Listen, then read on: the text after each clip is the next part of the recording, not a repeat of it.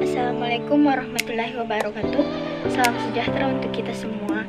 Perkenalkan, saya Megawati Rustan dan rekan saya Midian. Kami dari kelompok 2 akan mempresentasikan materi tentang penelitian bahasa dalam bidang mikrolinguistik dan makrolinguistik. Linguistik dari bahasa Indonesia, linguistik dari bahasa Inggris, artinya ilmu yang mempelajari bahasa. Sepadan dengan lingui dari bahasa Spanyol, linguistique dari bahasa Prancis, linguistique dari Belanda, dan diturunkan dari bahasa Latin lingua yang artinya bahasa. Linguistik terbagi dalam 2 cabang, yaitu mikrolinguistik dan makrolinguistik. Yang pertama, mikrolinguistik. Mikrolinguistik adalah bidang linguistik yang mempelajari bahasa dalam arti sempit, yaitu bahasa dalam kedudukannya sebagai fenomena alam yang berdiri sendiri. Mikrolinguistik mempelajari bahan bahasa secara langsung tentang sifat-sifat, struktur, cara kerja, dan sebagainya. Mikrolinguistik dibagi menjadi 2, yaitu mikrolinguistik bersifat umum dan mikrolinguistik untuk bahasa-bahasa tertentu. Yang pertama yaitu bersifat umum. Bersifat umum yaitu teori-teori linguistik yang terkandung dalam subsistem linguistik yang terbagi menjadi: pertama, fonologi. Fonologi merupakan cabang mikrolinguistik yang ruang lingkupnya membahas tentang bunyi bahasa ditinjau dari fungsinya. Kedua, morfologi merupakan anak cabang dari mikrolinguistik yang cakupan pembahasannya tentang kata dan kelompok kata. Morfologi juga termasuk menyelidiki struktur kata, bagian-bagiannya, dan cara pembentukannya. Yang ketiga, semantik. Semantik menyelidiki makna bahasa baik yang bersifat leksikal, gramatikal, ataupun kontekstual. Yang keempat, sintaksis, yaitu sintaksis menyelidiki satuan-satuan kata dan satuan-satuan lain di atas kata, hubungan satu dengan yang lainnya, dan cara menyesuaikannya. Mikrolinguistik untuk bahasa-bahasa tertentu. Pertama, linguistik deskriptif adalah pendekatan linguistik dengan menggunakan teknik penelitian lapangan dan tata istilah yang sesuai untuk bahasa yang diselidiki.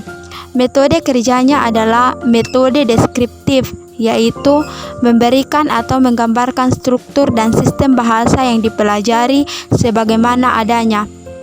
Yang kedua, linguistik komparatif adalah cabang linguistik yang mempelajari kesepadanan fonologis, gramatikal, dan leksikal dari bahasa-bahasa yang berkerabat atau dari periode-periode historis dari suatu bahasa. Yang ketiga, linguistik historis komparatif adalah bidang linguistik yang menyelidiki perkembangan bahasa dari satu masa ke masa yang lain, serta menyelidiki perbandingan satu bahasa dengan bahasa yang lain. Yang keempat, linguistik diakronis adalah cabang linguistik yang mendeskripsikan struktur bahasa yang hidup dalam 2 periode atau lebih. Hasil deskripsi masing-masing periode tersebut biasanya dibandingkan satu sama lain sehingga menghasilkan cabang linguistik komparatif diakronis. Yang kelima, linguistik sinkronis adalah cabang linguistik yang mendeskripsikan struktur bahasa yang hidup dalam satu masa. Karena kegiatan cabang linguistik ini ialah mendeskripsikan struktur bahasa, maka sering disebut linguistik deskriptif sinkronis. Yang keenam, linguistik kontransif adalah cabang linguistik yang cara kerjanya memperbandingkan struktur 2 bahasa atau lebih yang tidak serumpun dengan maksud mencari pertentangan atau kontras. Hasil kerja linguistik ini penting bagi pelaksanaan pengajaran bahasa kedua atau bahasa asing dan terjemahannya. Cabang yang kedua adalah makrolinguistik, yang mengkaji hubungan bahasa dalam tataran dunia luar, baik hubungan dengan alam, sosial, atau suatu disiplin ilmu pengetahuan.